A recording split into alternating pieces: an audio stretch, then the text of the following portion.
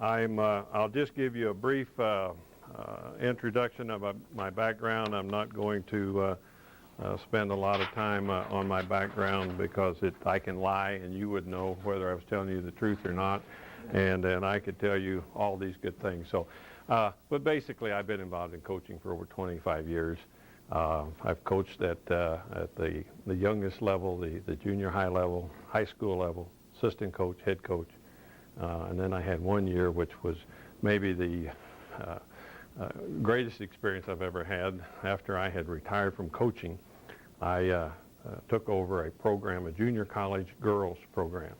And so for 1 year, I coached that, and that was the understanding when I helped a friend of mine out that I would coach that 1 year.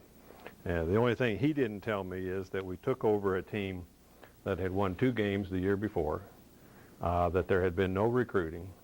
And when I started practice, I found out, I told him I'd take the job. It was in September.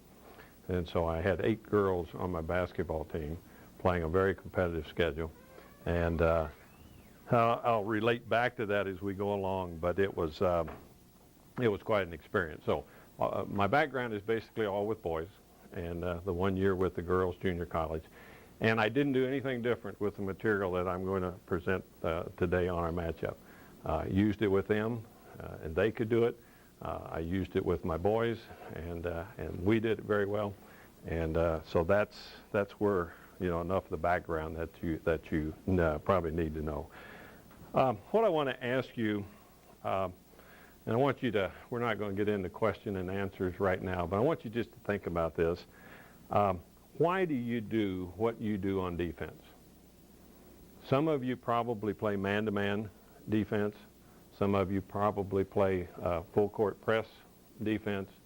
Some of you play 1-2-2 zones, 1-3-1 zones. Are there any of you that play matchup zones? Okay, one that does. Okay. If I ask you, have you played against any matchup zones? What would your response be? One gentleman plays against 2 play. When you play against one, do you do things different than you do when you're playing a regular zone? Now, my thoughts are, you know, that you do. That most teams, when they're playing a matchup, have to make some adjustments. They have to say, well, we're going to do this or we're going to try that. But I think that whatever the defense that you decide, whatever the defense that you settle on, you've got to have a comfort zone of what you're doing. You have to be sold, whether it's man-to-man or whether it's zone or whether it's press, you've got to be sold. Because if you're not sold, and if this week you're on this defense and next week you're on that defense, or halfway through the season you say, I've got to change something, then your kids never get settled in believing in what you're doing. Now, the matchup that we're going to talk about today, my kids, I mean, first of all, I had a tremendous comfort zone with what we were doing. I mean, I think if I were coaching at a Division I school, unless I had the quickest athletes in the world, I would be playing this same defense. One time I would love to have had great players, because the teams that I had were very affluent, wealthy, spoiled kids. 90 to 95% of our kids went to college. I did not have any city kids. I had 2 black kids that played for me the whole time that I coached. I never had a kid bigger than 6'3". I never had a kid that could jump and dunk the ball. The one black kid that I had started dunking the ball after he left. And he came back, he went up to a Division II school and played, and he came back, and he was dunking the ball. And I used to say, Lamont, you're not black. You're white. You just have dark skin, but you're not, and it's getting into our elements and our environment, you're what you're around. And he could not dunk the ball. But yet when he came back, he dunked the ball. And I'd go out and I'd really kid him because he was a predominantly black team that he was playing for. But I had 2 kids that went to college and played. Neither had a scholarship, and that was a Division II level. And I had 1 kid that played at Division III level. So you're not looking at a guy that had a wealth of talent. You're not looking at guys that coaches came into the gym and said, we want to watch this kid. We're interested in that kid. So I don't want any of you to think, well, he had to have good talent. He had to be able to do this to accomplish, what they did.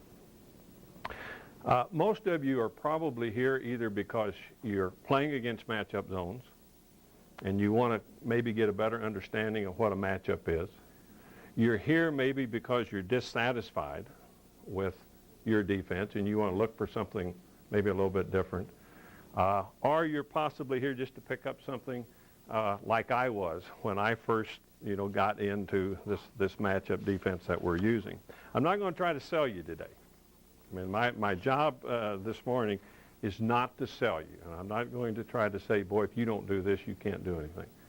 I just want to give you another approach to a type of defense that for those of you that don't have the great talent, that you might want to look at, that you might want to think about and incorporate it into your program. Now, the way we'll go through this, what I want to do is I want to tell you why we use the matchup, why I believe in it.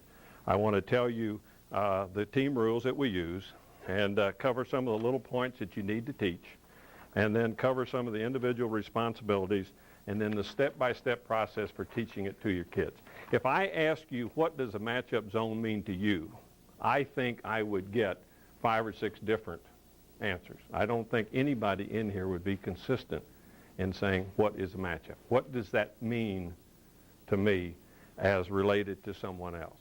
So I think that that is part of the problem, or the confusion, or the mystique when you hear about matchup. And I say early, I'd been coaching for 7 or 8 years. I went to a clinic in Kansas City, and there was a gentleman speaking by the name of Bill Green. Now, have any of you heard of Bill Green? Okay, 2 of you, 3 of you. Bill was talking on the matchup, and I said, my gosh, he won the state championship in Indiana. He had Steve Downing, that was 6'10". He had George McGinnis, that was 6'8". And I said, Jesus, if I had that material, I'd win too. And I said, I don't think I'm going to go to this. I'm just going to go on down, have a beer, and come back for somebody else because, I can't do that. But I was always, I really felt like if you didn't have good talent, you had to play defense. You started there. And so I said, well, he's talking on defense. I don't know a thing about matchups, so I want to go in and I want to listen. Bill started his presentation with this statement. He said, if you're playing superior talent with inferior players, you need to listen to what I'm about to say. Well, here I was. I had just finished that season 5-14. My starting lineup was 5'5", 5'6", 5'8", 5'9", and 5'10". And I said, well, I know about the inferior material. And I know about superior talent. And I said, well, I'm going to listen. So I just took these greatest notes I think I thought that I had ever taken in my life. And we brought that back to our program, and this was a fall clinic. In fact, it was 2 weeks before we were starting practice. And so I brought my notes back. I went through my notes. I thought I had a pretty good understanding of what it was. Went to practice, started. We couldn't stop our freshmen. And I say stop them from getting good shots. I mean, I was trying to make sure if we could just stop kids from getting that great shot. And we couldn't. So I called Bill on the phone, and I said, Bill, there's something wrong. I said, something I'm doing wrong. And so he said, well, why don't you come over? So Thanksgiving weekend, I drove over to Indianapolis, sat down with him, went to his practices, saw what he had to say, and I said, well, Bill, you didn't say that at the meeting. You didn't point this out. You didn't tell us about that. Well, he said, you're right. He said, there were some coaches in our conference that were at that meeting, and I didn't want to tell them everything. And I just, I didn't know whether to be mad. I didn't know exactly what to do. But so he said, you're here, and we'll see what we can do to straighten it out. So I went out on the floor with these players. I started showing where I had problems. He started saying, okay, well, you do this, you do this, you do this. Now, the last 13 years that I coached, 12 years with the boys and 1 year with girls, we won 72% of our games. Talent didn't change a whole lot. That was the smallest team I ever had. I'm not going to tell you that we played 5'10" as the tallest player the rest of the 13 years that I played. But we won 72% of our games in the last 13 years that I coached. We never finished in a 10-team conference. We never finished below third. We either won, tied, second, but we never finished below third. And we were playing against teams that had 6'9", 6'10", 7-footers. So we were playing against some good talents. They weren't all, I don't want you to say we were the weakest sister in their talent, because that's not true. But in that 13 years, when I had taken over the program prior, they had won 15 games in 5 years. It was not a school rich in basketball talent. And so we took it from that. We were in the state tournament numerous times. We never won the state. Best year we had was 29-3. Finished third in the state that year. And we always got beat. When we got to the state tournament, every year that we got beat by the team that won the state championship, because our regional would come in to a team that was very talented, a lot of black players. They were good athletes, but they were well coached, and they were good kids that were beating us. But we would play them the closest games than anybody played them in the tournament. The last year that we got outscored 10 points the first quarter. We lost the game by 6, and every quarter we outscored them, but we couldn't. The first quarter they just kind of, the kids got nervous. We'd never had a team dunk on us, and in that first quarter, they're rattling that basket, and so the kids got a little bit nervous. But then we kind of got it together, and went from there. Okay, I want to run through, talk a little bit about why. Some of it I've talked about just briefly. I'm going to give you, and I don't want to give it to you yet, but I'm going to give you a copy of everything that I'm having here. So you don't have to take great notes. When we get into the things that you may want to write next to things, I'm going to pass this out to you. But you'll have it all, and you got everything. There's nothing that I'm not going to give you. You're going to get it, and then I'll go through how we did it.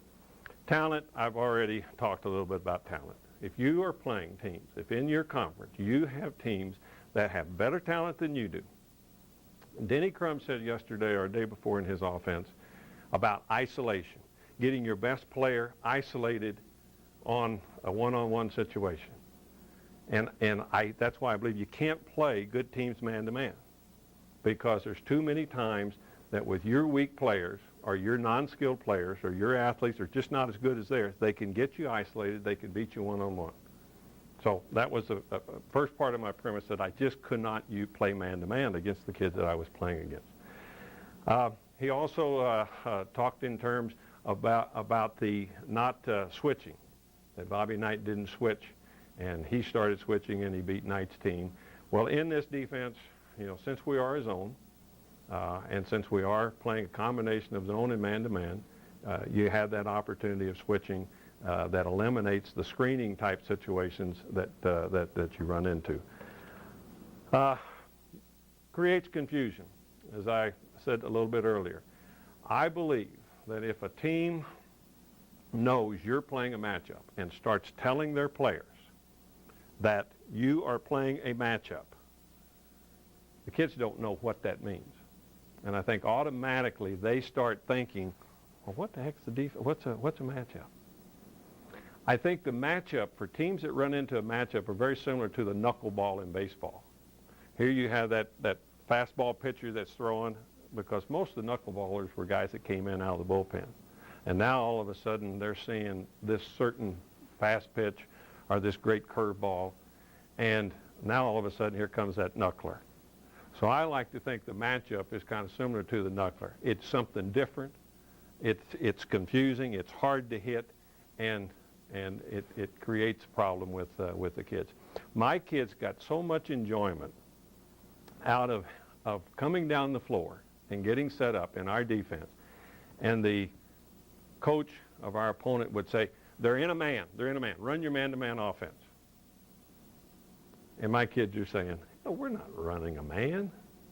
Or the kids would come down the floor, our opponents, and they'd say, Coach, they're playing us a man, And he'd say, well, run your man offense. And the kids would just built their confidence. And so there is a confusion factor, and for those of you that play it, maybe you agree with me. Those of you that run into it and experience it, you know how your kids react to it. And so I think it's a confusion factor, and I think that helps you as a lesser talent.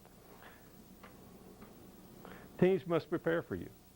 I don't think that you can run your same basic offense, zone offense, whatever it is, and have it be as effective as you are against a normal zone. Only you guys know that have done that. This is not difficult to learn.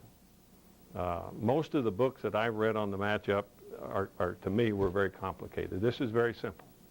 If your kids can count to 2, and only one guy has to do that. That's how complicated it really is once you get into the system. The rest of them just have to count to 1. And they just count off of one person. There's only one person that all they have to do is, who's he guarding? And that's all they have to do.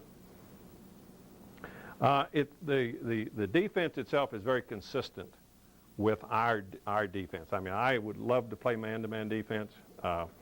The other side of our game was we pressed full court, we three-quarter court, we half court, and we pressed right out of the matchup. And then we ran a transition or a fast break to the other end. But it was very consistent. Things that when we start getting into the basic rules of what we're trying to do, I think you'll find that they're consistent. We all have weak players. We all have weak players. And particularly those of you that have lesser talent. So with this, you can design your alignment. You can design the alignment where your best defensive players are in the areas that you want them. And you can kind of hide a weak guy here or a weak person there. It has that capabilities.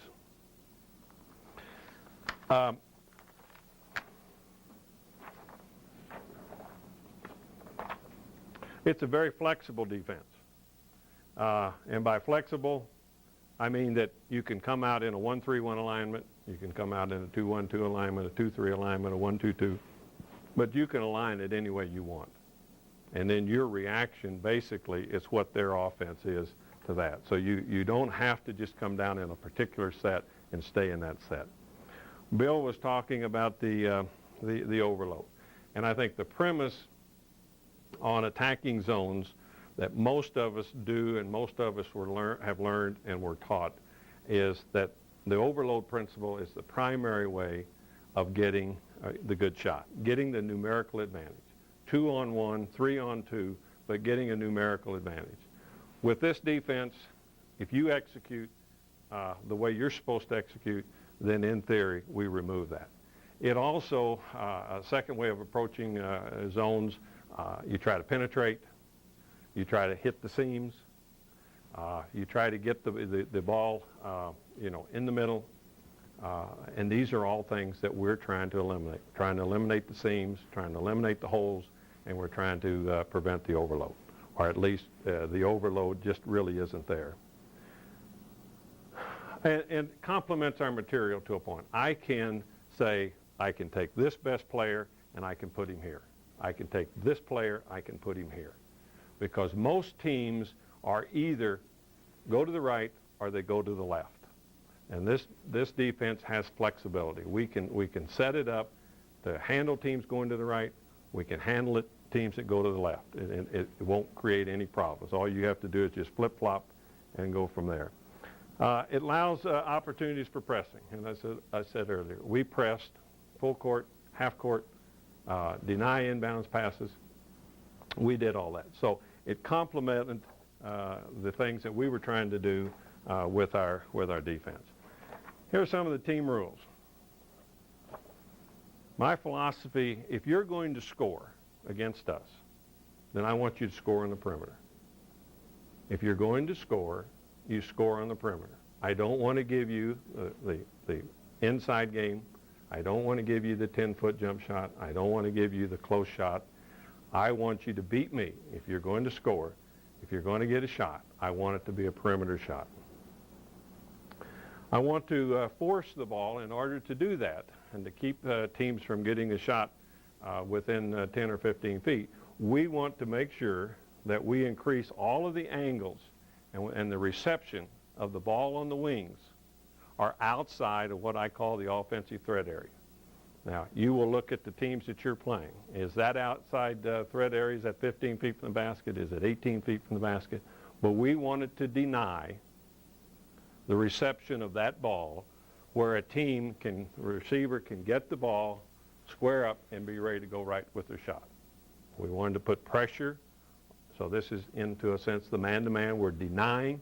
We're forcing that offensive player away from the basket, and we're increasing the angle, and I'll talk a little bit more about that as we go along.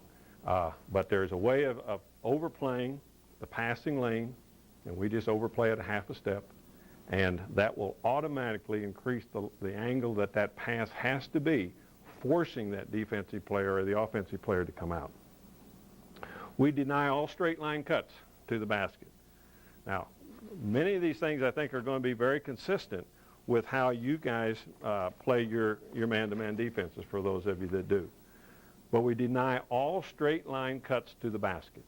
If a guy is passing, if we just imagine a two-guard front, we're passing to the wing and we're going to cut to the baseline or cut through the middle, we make certain that cutter has to go behind the person who is guarding the ball at that time. So all cuts, strong side cuts, have to go behind the defensive player. We force weak side cutters to the ball to go through an obstacle course. Now what we mean by that is that if you're flashing from the weak side to the ball side, we don't want a straight line cut. We want our weak side defensive players to be an obstacle for that person. In other words, you're going to bump him, they're going to run into you, you're going to step in front of them, but there's no flash to a position to where they can get the good shot. We have to help situations. We want to cut off all penetration drives to the basket.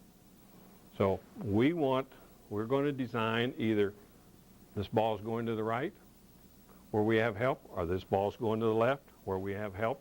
So there's always a half a man on either side of whomever is guarding the ball for help situations to stop on the penetration drive.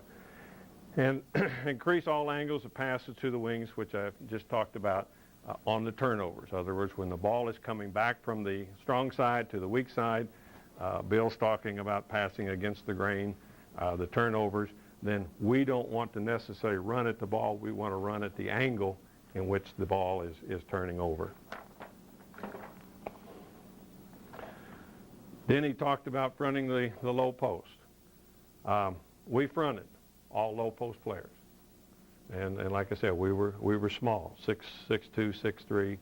6'3" was the biggest kid I ever had. And we would front them. But weak side people knew that they had that responsibility, because where are you vulnerable? You're vulnerable on the lob pass. So we made certain, and we'll go through that weak side help.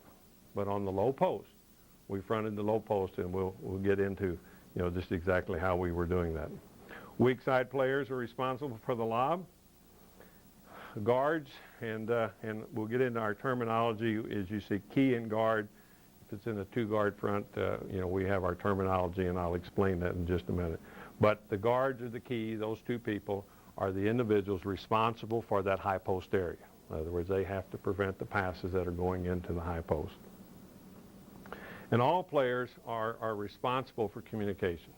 I mean, kids have to communicate. They have to talk. If there's a cutter, if I'm guarding so-and-so and he cuts the basket, we had our kids get into yelling cutter, cutter, cutter. And a little bit later you'll see why knowing that there's a cutter coming helps us with our adjustment. The center, we had him talking about cutters also, because since he was in the middle and he's basically between the ball and the basket. You know, he sees what's going on, and so he's talking about cutters.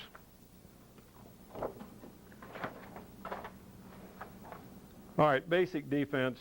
Some of this is a little bit redundant, but just as a point of emphasis. Weak side defense must sink to the middle to help.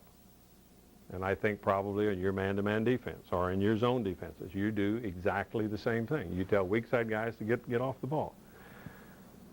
Weak side must communicate. Since they are usually 2 passes away from their area, they're in a better position to see what's going on. And once again, they're talking. When the ball is on the baseline, then we sink inside that free throw line. When the ball goes to the baseline, we have our guards that are coming all the way back to where we're jamming the inside. Once again, our premise is if you're going to score, it's not going to be 1 foot from the basket or 2 feet from the basket, but we want to constantly increase wherever that shot comes. Instead of 10 feet, it's going to be 12 feet. Instead of 12 feet, it's going to be 15 feet. Everything is relative to where the ball is and where we're moving. It also allows us to double team. And I think as you look at building your defenses and as you look at what you do defensively, you've got to have something that helps you come from behind. If you don't have an offense and you don't have a defense that can provide you an ability to come from behind, you're down 10 points, down 15 points. So we throw in trapping out of this. So we can trap. Most of our traps are on the baseline. But we can trap out of this and double team. And you have to really stress the rebounding situations, because in our case we were small, we were playing taller teams, and so a lot of times you could get a 5'10" or a 6-foot kid going against a 6'5" on the boards. So we really had to talk strategy on rebounding, how you wanted to rebound. We talked a lot about angles of rebounds. We talked about height, the projection, where it will probably rebound to, and we looked at double teaming on rebounds. If we knew we were mismatched, we would double team. We'd send 2 guys to the rebound, not with the idea we were going to catch it, but we'd send 2 guys to go with the idea we're going to deflect it. Just go up and try to hit it. Just make sure that kid doesn't get it and put it right back up. Just go up and knock it away. We would front a lot face-to-face on blocking out on rebounding instead of trying to square and back them up and block them off, although we did try to do that. Okay, here's individual skills that you've got to teach your players.